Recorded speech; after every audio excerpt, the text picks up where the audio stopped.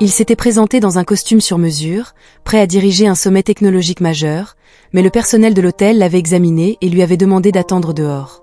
Ce qui s'était passé ensuite avait laissé toute l'entreprise sous le choc.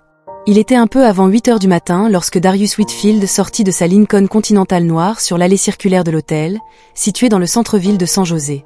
Il ajusta le poignet de sa veste de costume bleu marine. Le tissu sur mesure captait la lumière du matin. Ligne nette. Chemise impeccable. Chaussures en cuir italien. Tout en lui exprimait intention et précision, mais le valet ne bougea pas. Pas même d'un pas en avant.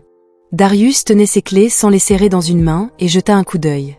Le jeune homme détourna le regard en feignant de vérifier son téléphone, puis se tourna vers la voiture derrière Darius. « Et, pouvez-vous garer celle-ci » demanda le valet à son collègue en faisant un geste devant Darius.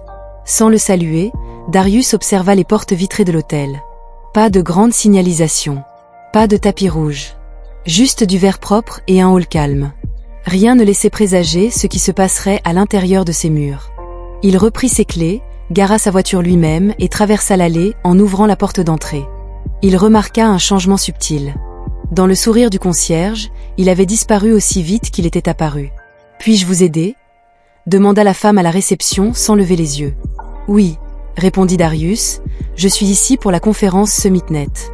Je crois que vous avez la salle Redwood réservée pour nous. » La femme scruta rapidement son visage, fronçant les sourcils, puis baissant les yeux vers son écran. « Travaillez-vous pour l'un des fournisseurs » demanda-t-elle. « Non, je suis le PDG. » Elle cligna des yeux. « Pourriez-vous attendre un instant dehors ?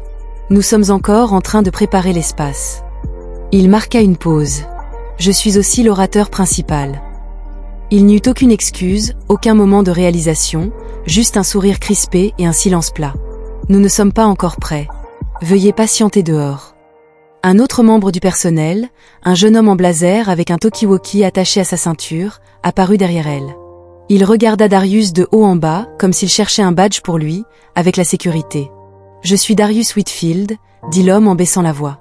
Darius répondit d'un ton égal, « La conférence que vous organisez aujourd'hui. » Il y eut un silence, puis l'homme inclina la tête vers la porte. « Donnez-nous juste quelques instants, monsieur, nous appellerons quelqu'un pour qu'il vienne vous chercher. » Darius laissa échapper un souffle par le nez. Des personnes lentes et mesurées commençaient à arriver. Quelques premiers investisseurs. L'un d'eux, un homme blanc en costume à carreaux gris, fut immédiatement accueilli par des poignées de main et des sourires chaleureux. Personne ne lui demanda d'attendre dehors. Darius attira son regard, mais l'homme l'ignora et continua son chemin. Le hall était escorté par le même personnel qui venait de demander à Darius de sortir. Les portes de l'hôtel se fermèrent derrière lui avec un léger sifflement. Darius se tenait maintenant juste devant l'entrée principale, de retour sur le trottoir. Il vérifia sa montre. Il était 8h09, son discours n'était pas prévu avant 51 minutes. Il avait le temps, mais quelque chose bouillonnait en lui et ce n'était pas de la colère. C'était quelque chose de plus froid de l'autre côté de la rue. Une mère poussait une poussette vers un café. Un bus siffla en s'arrêtant au coin de la rue.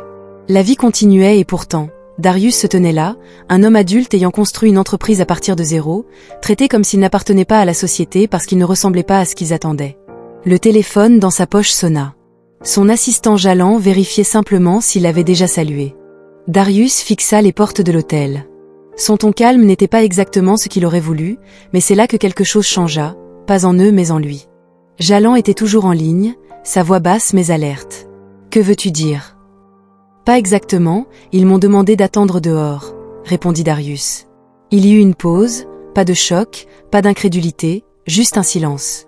Jalan avait travaillé avec Darius assez longtemps pour savoir que quand il parlait de cette manière, mesurée et sans inflexion, cela signifiait qu'il ne rapportait pas seulement quelque chose, il le traitait, il le cataloguait. « Il voulait que je descende » demanda Jalan. « Non » répondit Darius, « reste avec les investisseurs, ils arriveront dans les 15 prochaines minutes, laissez-moi m'en occuper. » Il raccrocha, redressa sa cravate et retourna à l'intérieur par les portes. La même femme derrière le comptoir l'aperçut, mais son expression ne changea pas. « Je pensais vous avoir demandé d'attendre dehors, monsieur, » dit-elle en tapant quelque chose sur le clavier. « Et j'ai attendu, » répondit Darius clairement. « Maintenant, j'aimerais parler avec le coordinateur de l'événement. Mon nom est Darius Whitfield. Je suis le fondateur et PDG de Whitfield Dynamics. Nous avons réservé la salle Redwood et 2 étages de vos suites pour cette conférence. » Cette fois, elle le regarda dans les yeux, mais il n'y eut aucune excuse, seulement une lueur de doute, comme si elle essayait de comprendre si c'était une farce. Monsieur Whitmore était ce Whitfield. Après une pause, elle se tourna vers le jeune homme en blazer. « Pouvez-vous appeler Gina des événements ?» L'homme hocha la tête et s'éloigna. Pendant ce temps, un groom passa avec un chariot à bagages rempli de mallettes. Darius s'écarta et aperçut 2 membres de son conseil d'administration sortir de l'ascenseur. Chacun portait un badge de conférence SummitNet accroché à son costume et ils saluèrent un directeur d'hôtel qui semblait s'être matérialisé de nulle part pour leur serrer la main. Darius leva légèrement la main pour attirer son attention. Le directeur lui jeta un coup d'œil, hésitant, puis se détourna. « Madame », dit calmement Darius en se retournant vers la réception. « Je vais le dire une fois de plus. Je ne suis pas un invité. Je ne suis pas avec la sécurité. Je ne livre rien. Je suis la raison pour laquelle ces gens sont ici. J'ai organisé tout ce sommet. J'ai amené 60 des investisseurs les plus influents de la technologie de la côte ouest dans ce bâtiment aujourd'hui. » La femme ouvrit la bouche, mais avant qu'elle ne puisse dire un mot, l'homme au talkie-walkie revint. « Elle est en chemin, » dit-il. Puis, après une pause, « Vous êtes vraiment le PDG ?» Darius esquissa un léger sourire. « Je n'ai pas seulement construit cette entreprise, je l'ai financée. J'ai écrit la première ligne de code. J'ai signé le contrat avec cet hôtel et j'ai choisi cet emplacement parce que je croyais en l'idée de courtoisie professionnelle. » Ils l'observèrent tous les deux. Il ajouta, « J'ai 5 milliards sous gestion et je vous ai presque fait confiance pour m'aider à développer cela. » Le silence qui suivit était différent cette fois. Ce n'était pas de l'incrédulité, c'était de l'inconfort. La femme derrière le bureau se déplaça soudainement, ne sachant pas quoi dire avant de pouvoir essayer. Gina des événements entra rapidement dans le hall, tenant un dossier et parlant déjà. « Monsieur Whitfield, je suis vraiment désolée pour le retard. Nous n'avons pas été informés de votre arrivée, veuillez venir avec moi. Nous avons la salle Redwood prête et le café servi. Les investisseurs se rassemblent déjà. » Le même personnel qui lui avait demandé de sortir reculait maintenant comme l'eau qui se sépare. Darius suivit Gina devant le bureau, devant l'homme au talkie-walkie et devant la femme dont le visage était maintenant rouge, que ce soit d'embarras ou pour une autre raison qu'il ne pouvait pas dire, mais il ne parla plus, il n'en avait pas besoin parce que ce qu'il n'avait pas réussi à voir n'était pas un homme essayant de se faufiler dans un espace où il n'avait pas sa place. Ce qu'ils avaient manqué, ce qu'ils refusaient de voir, était un homme qui possédait l'espace, s'immobilisant, leur donnant une chance de se corriger. Ils choisirent de ne pas le faire, mais ce qui allait suivre ne serait pas une leçon de colère. Ce serait une leçon de mémoire et Darius en avait une excellente. La salle Redwood était située à l'arrière de l'aile de conférence de l'hôtel, devant un couloir bordé d'œuvres d'art abstraites et de moquettes tamisées à l'intérieur. Les lumières étaient déjà tamisées pour la présentation d'ouverture, avec des rangées de chaises, un podium portant le logo du réseau Summit et une table d'appoint avec de l'eau en bouteille et des pancartes élégantes. Darius scruta rapidement la salle. Jallan était à l'avant, vérifiant les niveaux sonores avec le technicien AV, tandis que les investisseurs filtraient, discutant à voix basse autour d'un café. Personne ne savait ce qui venait de se passer dans le hall. Il n'était pas encore allé au podium, il entra dans une pièce latérale, le salon privé qu'ils avaient réservé aux orateurs, et ferma la porte. Puis il sortit son téléphone. « Tammy, dit-il lorsque son chef des opérations décrocha, nous déménageons le sommet. » Il n'y eut pas de halètement à l'autre bout du fil. Tammy était habituée à ce ton. Aujourd'hui, elle a demandé tout de suite si vous voulez relocaliser 50 personnes avec moins d'1 heure de préavis. Pas besoin. Elle n'insista pas. Vous voulez que j'appelle le Fairmont ou le Hay? Répondit-il, je veux que chaque investisseur soit redirigé là-bas, assurez-vous qu'ils comprennent que ce n'est pas un problème de planning, c'est une question de principe. J'expliquerai plus quand nous serons prêts, annuler également le reste de notre réservation ici, les suites incluses, facturer la pénalité pour moi personnellement s'ils refusent de libérer. Tammy expira lentement, comprenant. Appelez Jallan aussi, faites-lui savoir de retarder l'ouverture et commencez à réacheminer les invités. Puis Darius mit fin à l'appel, sans cri ni claquement de téléphone, juste une action propre et simple. Il regarda son reflet dans la fenêtre en vert foncé du salon. Il ne se sentait pas juste, il ne se sentait pas justifié, il se sentait juste fatigué. Fatigué d'entrer dans des pièces où les gens le regardaient et voyaient tout sauf qui il était. Un doux coup frappa à la porte. C'était Jallan, tu voulais parcourir les diapositives. Darius secoua la tête, changement de plan. Jallan haussait un sourcil. Oh, nous partons. J'ai déjà passé l'appel. Cela prit une seconde, mais Jallan hocha la tête, comprenant qu'il n'avait même pas essayé de faire les choses correctement. Il ne voulait pas que cela soit dit au conseil d'administration. Je leur parlerai moi-même, il suffit de faire bouger les invités et de m'assurer que personne ne remercie. L'hôtel est sur le point de partir dans quelques minutes. Jalland passait tranquillement le mot, à travers de subtiles poignées de main et des hochements de tête. Déplacement d'urgence, chuchota-t-il à un groupe, nous avons une meilleure installation à quelques pâtés de maison, dit-il à un autre. Monsieur Whitfield expliquera tout pendant ce temps. Tammy était en ligne avec le Hay, verrouillant leur salle de secours, mettant en place le personnel, transférant l'équipement audiovisuel et le service traiteur. Darius retourna dans la salle Redwood une seule fois pour récupérer ses notes et son ordinateur portable. Un directeur de l'hôtel apparut finalement, le visage tendu, un dossier serré dans sa main. Monsieur Whitfield. Je comprends qu'il y a eu une confusion à la réception ce matin, et je tiens à m'excuser personnellement. Nous n'avons jamais eu l'intention de vous offenser. Vous ne m'avez pas offensé, coupa calmement Darius, vous vous êtes juste disqualifié. Ce n'est pas une question d'ego, c'est une question de normes. Le directeur cligna des yeux. Pouvons-nous arranger ça? Darius ferma sa sacoche d'ordinateur portable et le regarda. Vous avez eu votre chance. Il n'éleva pas la voix, il n'en avait pas besoin parce que la seule chose plus forte que l'indignation et l'absence est cette salle, il y a quelques minutes pleines d'investisseurs de premier plan, se vidait rapidement alors que Darius sortait par le même hall où on lui avait demandé d'attendre dehors. Il vit la même réceptionniste le regarder, ses lèvres pressées en ligne. Le jeune homme avec le talkie-walkie était parti, il ne s'arrêta pas, marchant. Un SUV noir attendait devant. Le chauffeur ouvrit la porte et Darius monta. Son téléphone sonnait déjà, mais ce n'était pas la fin de l'histoire de la journée. C'était juste le moment où d'autres personnes commençaient à rattraper leur retard au moment où le premier plateau de croissants arrivait. Il était arrivé à la salle Redwood, maintenant à moitié vide, la plupart des invités étaient déjà à des pâtés de maison se rassemblant dans le grand atrium du Hay, l'autre hôtel de luxe de San José. Contrairement au premier, le personnel de la salle n'avait pas besoin d'être convaincu de qui était Darius, ils l'accueillirent comme s'il s'y était préparé depuis des semaines. Pendant ce temps, de retour à l'hôtel d'origine, la réception avait l'air confuse. La réceptionniste n'arrêtait pas de vérifier son écran en faisant défiler la liste des invités, puis les blocs de chambre. Son front se fronça lorsqu'elle décrocha le téléphone. Gina, les invités de la conférence partent. Gina, la coordinatrice des événements, était dans la baie de chargement en train d'aider l'équipe audiovisuelle à emballer le matériel. Que voulez-vous dire par partir? Les gens partent, ils annulent leurs clés. Certains sont juste partis sans rien dire en moins de 20 minutes. Le hall qui s'était rempli de poignées de main et de cartes de visite avait maintenant de larges espaces. La signalisation de la conférence était toujours là, mais l'énergie s'était écoulée comme de l'eau à travers un plancher fissuré.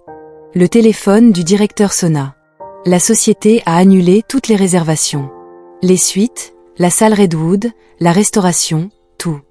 Il cligna des yeux, ce n'est pas possible, c'est le jour du sommet, mais c'était possible et cela venait de se produire. Les appels commencèrent à affluer à la réception. L'employé avait l'air paniqué maintenant, essayant d'attirer l'attention du directeur tout en équilibrant un autre appel du service d'entretien. Ce client vient de partir sans préavis. Quelqu'un a dit que ce client a dit qu'il ne paierait pas pour le brunch d'aujourd'hui. Il a dit de parler à Monsieur Whitfield. Un autre ajouta qu'un agent de sécurité s'était approché du directeur, que le SUV était dehors. Il l'avait emmené, lui et quelques autres, ils étaient partis. Le quart de travail était comme regarder des dominos tomber, pas de cris, pas d'accusations, juste une disparition au Hay. Darius se tenait devant un grand écran de projection dans une salle de conférence ensoleillée. Il avait parlé lentement et clairement, sans aucune trace d'amertume. Avant de commencer, il avait tenu à remercier tout le monde pour leur flexibilité. Il savait que le changement de lieu était inattendu, mais il croyait que l'endroit où ils se réunissaient en disait long sur ce qu'il valorisait. Un murmure d'approbation avait parcouru la salle. Il avait choisi cet hôtel pour sa réputation, son service et sa proximité avec leur bureau, mais ce matin, on lui avait rappelé qu'un hall d'entrée soigné et une note 5 étoiles ne garantissaient pas le respect. Il marqua une pause. On lui avait demandé d'attendre dehors à 2 reprises par un personnel qui n'avait jamais pris la peine de demander son nom. Il avait garé sa propre voiture et s'était présenté à nouveau. Il avait expliqué qui il était, mais dans cet espace, rien de tout cela n'avait d'importance. Quelques mâchoires s'étaient serrées, des têtes avaient hoché la tête. Cela aurait pu surprendre d'autres moins. Il laissa cela reposer un instant, mais il ne croyait pas aux cris, ni à l'idée de rabaisser les gens juste pour prouver quelque chose. Il pensait qu'il fallait aller de l'avant et aujourd'hui, il le faisait dans un endroit qui les voyait, les entendait et traitait leurs affaires avec le sérieux qu'elles méritaient. La foule applaudit, non par pitié, mais par respect. Jalland observait la scène, les bras croisés, fier, pendant ce temps, au premier hôtel. La signalisation de la conférence était en train d'être démontée. Le personnel d'entretien s'éloignait. Les cafetières étaient inoccupées. Personne n'y avait touché. Une équipe de restauration se tenait debout, les yeux rivés sur elle, incertaine de savoir si elle devait commencer à dresser les assiettes. Le directeur fixait un document dans sa main, un avis officiel de Whitfield Dynamics mettant fin à leur accord avec effet immédiat, sans poursuite ni menace, juste une indemnité de départ nette et un coût élevé. Il avait appelé le directeur général pour lui dire qu'ils avaient perdu l'événement. Il avait précisé que l'invité, qu'il n'avait pas reconnu, était l'événement lui-même, mais pendant que l'hôtel essayait de nettoyer ce qu'ils avaient ignoré, Darius était sur le point de dévoiler une réalité que personne n'attendait. La journée s'était installée. En fin d'après-midi, le soleil projetait de longues ombres à travers la rue alors que Darius était assis à l'arrière du SUV, sa veste de costume soigneusement pliée à côté de lui, sans cravate, juste le col ouvert d'une chemise blanche et un regard fatigué dans ses yeux. Jalland était assis à ses côtés, parcourant ses emails sur sa tablette. « Es-tu sûr de ne pas vouloir que j'écrive une déclaration publique ?» demanda Jalland, précisant que certains commençaient déjà à poster. « Quelqu'un de Marlowe et Banks a pris une vidéo de toi. Ça va sortir. » Darius secoua la tête, les laissant parler. « Je ne suis pas là pour devenir viral. » Il appuya sa tête contre le siège. Le moteur ronronnait à l'extérieur. Des enfants faisaient du vélo sur le trottoir en riant. Une femme en veste rouge aidait un homme plus âgé à sortir d'un covoiturage pour entrer dans un petit cabinet dentaire. Rien d'extraordinaire, juste une journée qui continuait, mais à l'intérieur de la voiture, il y avait une attente palpable. « Puis-je te poser une question ?» demanda Jalland sans lever les yeux. « Pourquoi ne t'es-tu pas simplement mis à les attaquer ? Je veux dire, ils le méritaient. » Darius ne répondit pas tout de suite, regardant par la fenêtre, puis lentement, il dit « Quand j'avais 19 ans, je suis arrivé à mon premier entretien avec un CV rempli d'emplois d'été et une moyenne qui aurait dû être ouverte. » La réceptionniste lui avait demandé s'il livrait de la nourriture. Il avait souri, répondu non, et attendu 2 heures. L'entretien n'avait jamais eu lieu. Ils avaient oublié qu'il était là. Jalland jeta un coup d'œil silencieux. J'aurais pu faire du bruit, faire une scène, mais je ne l'ai pas fait. Je suis parti, j'ai trouvé une autre porte. Et une autre. Après cela, il se frotta les mains comme s'il se souvenait de la poignée froide d'un volant d'il y a des années. Le truc, c'est que j'ai passé la première partie de ma vie à penser que si je faisais assez, les gens arrêteraient de faire ces suppositions selon lesquelles les diplômes, l'argent et les costumes parleraient plus fort. Il regarda Jalland. Ils ne le font pas. Jalland hocha lentement la tête. Mais ce n'était pas juste une autre réceptionniste. C'était tout un hôtel, un moment entier, exactement. Darius expliqua que c'était pour cela qu'il était parti. Parce que je n'avais pas besoin de prouver quoi que ce soit. Je n'avais pas besoin qu'ils comprennent. J'avais besoin que les gens voient à quoi cela ressemble quand on refuse de mendier le respect qu'on a déjà gagné. Il expira en regardant à nouveau par la fenêtre. Mon père avait l'habitude de dire qu'on ne peut pas forcer les gens à nous voir. Mais on peut choisir ou on ne sera pas invisible. Jalland se pencha en arrière sur son siège, laissant cela se calmer. Ils s'arrêtèrent à un feu. À travers l'intersection, un panneau d'affichage clignotait avec une publicité pour un accélérateur de start-up. Jeunes visages, logos élégants, couleurs vives. Jalland sourit. As-tu déjà pensé que nous serions ceux qui dirigent ces choses au lieu de postuler ? Darius souriait tous les jours, mais parfois, il ne se sentait toujours pas réel. Le SUV s'arrêta devant le bâtiment de Whitfield Dynamics, en verre, acier et calme. Ils sortirent avec fierté. La réceptionniste dans le rôle fit signe, tenant déjà l'ascenseur alors qu'il montait. Jalland brisa le silence. « As-tu déjà pensé à raconter cette histoire ? La version de tes 19 ans. » Peut-être que Darius l'a dit non pas pour susciter de la sympathie, mais pour apporter de la clarté, car les gens pensent que ce genre de choses arrive de temps en temps. Un mauvais jour, un employé impoli, mais il ne s'agit jamais que d'un moment, il s'agit de schémas répétés, aiguisés et enfouis. Il descendit de l'ascenseur, mallette à la main, car on ne peut pas réparer ce que les gens ne nommeront pas, mais on peut leur montrer comment s'en éloigner avec leur dignité intacte. Cependant, Darius ne réalisa pas que cette histoire, sa position silencieuse, le dépassait déjà. Les retombées avaient commencé tranquillement, pas avec des gros titres, pas avec de l'indignation, juste quelques murmures dans le coin des salles de conférence, puis une poignée de mets. En milieu de semaine, 3 autres entreprises avaient discrètement annulé leurs réservations auprès du même hôtel. Aucune déclaration, aucune protestation, juste un simple message, Nous avons décidé d'aller dans une direction différente, mais à l'intérieur de ces salles de réunion. La conversation n'était pas vague. Avez-vous entendu ce qui s'est passé avec l'équipe de Whitfield?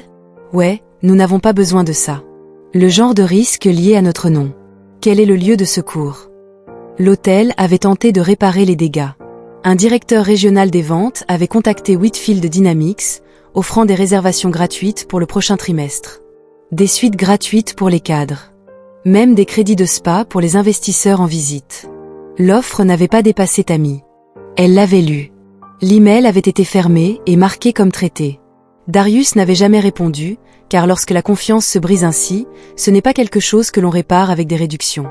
Ce n'est pas un problème de facturation, c'est ce que vous avez laissé se produire sous votre surveillance. Pendant ce temps, la nouvelle du déménagement s'était répandue dans les cercles médiatiques. Un petit média technologique avait publié un article, pas un retrait, juste une chronologie. Que s'est-il passé? Qui l'a vu? Le changement de lieu. Le silence poli, mais délibéré qui a suivi. Mais cette histoire s'était frayé un chemin dans les boîtes de réception, puis dans les fils de discussion et finalement dans les conversations lors des happy hours où les jeunes professionnels noirs levaient leur verre à Darius Whitfield, non pas parce qu'il avait applaudi en retour, mais parce qu'il n'en avait pas eu besoin, car parfois, le geste le plus fort n'est pas de claquer la porte, mais de quitter la pièce comme si elle ne vous avait jamais mérité.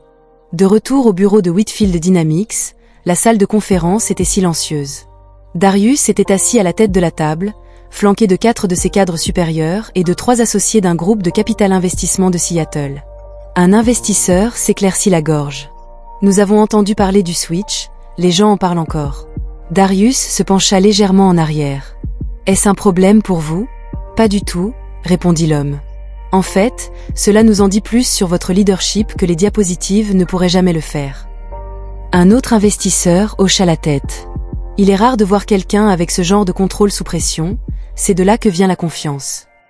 Darius fit un léger signe de tête, mais ne jubilait pas. Il ne s'agissait pas de gagner. Il s'agissait de ne jamais jouer selon des règles truquées pour commencer. Plus tard dans la soirée, il marchait sur le sol silencieux du bureau, s'arrêtant pour jeter un œil à un tableau blanc rempli de diagrammes griffonnés, de post-ITS et d'équations. Jallan était là aussi, sirotant quelque chose dans une tasse ébréchée. « Tu vois la droite ?» demanda-t-il en parlant de ce qu'ils avaient fait. Ils ont oublié la partie où le valet a ignoré. Ils oublient toujours quelque chose, répondit Darius. Peu importe. Jallan ajouta, les gens savent quoi. C'étaient ceux qui avaient besoin de savoir. Ils ont reçu le message. Darius regarda à nouveau le tableau blanc. Tu sais, quand nous avons construit cet endroit, je ne voulais pas que ce soit tape à l'œil. Je ne voulais pas que les gens entrent et se sentent impressionnés. Je voulais qu'ils se sentent vus. C'est la différence. Jallan hocha la tête. Il te voit maintenant. Non, répondit Darius doucement. Ils m'ont toujours vu. Ils ne s'attendaient juste pas à ce que je sois celui qui signe les chèques. Il se tourna vers son bureau, éteignit les lumières et s'arrêta à la porte. Continuons à construire, dit-il. Mais avant de partir pour la nuit, il y avait une autre personne avec qui Darius avait besoin de parler, quelqu'un qui lui rappellerait pourquoi des moments comme celui-ci étaient importants. Le lendemain matin, Darius se tenait près des fenêtres du sol au plafond de son bureau, une tasse de café noir fraîche à la main. Le ciel était d'un argent plat, rendant tout dehors silencieux. Au loin, il y eut un léger coup à la porte. « Entrez », dit-il sans se retourner. La porte s'ouvrit et un jeune homme entra, Elia Green, la vingtaine bien raide mais encore un peu vert, l'un des analystes juniors de Whitfield Dynamics. Il tenait un dossier dans sa main, mais semblait hésiter sur le bon moment pour parler. « Vous avez dit que vous vouliez vous rencontrer ?» demanda Elia. Darius se tourna, fit un petit signe de tête et invita Elia à s'asseoir en face de lui. Elia s'assit, posant le dossier sur ses genoux sans l'ouvrir. Ses yeux se déplaçaient sur le côté, comme s'il ne savait pas comment commencer. « J'ai entendu ce qui s'est passé à l'hôtel », finit-il par dire. « Certains d'entre nous en parlions dans la salle à manger hier. » Darius ne répondit pas tout de suite, laissant le silence s'installer, pas inconfortable, juste stable. « Je suppose que je voulais juste demander comment tu fais pour ne pas te laisser atteindre, Elia. » Il ajouta, « Comment restes-tu calme quand c'est si évident ?» Darius sourit légèrement. « Tu penses que je suis resté calme ?» Elia fit une pause, « N'est-ce pas ?»« Non, » répondit Darius. « Je ne les ai juste pas laissés voir. » Il posa son café. « Vous savez ce qu'ils ont vu quand je suis entré dans cet hôtel ? Un homme debout là où il ne pensait pas qu'il devrait être. Rien d'autre n'avait d'importance, Pas le travail, pas les contrats, pas la conférence, juste leur propre image de ce à quoi ressemble le pouvoir et de qui n'y correspond pas. Elia se pencha en avant. Alors pourquoi ne pas les affronter, pourquoi ne pas les déchirer et laisser le monde voir? Car le monde voit déjà que ce n'est pas le problème.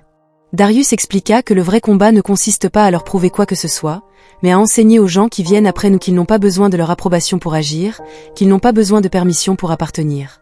Elia hocha lentement la tête. « Vous l'avez géré avec classe, dit-il.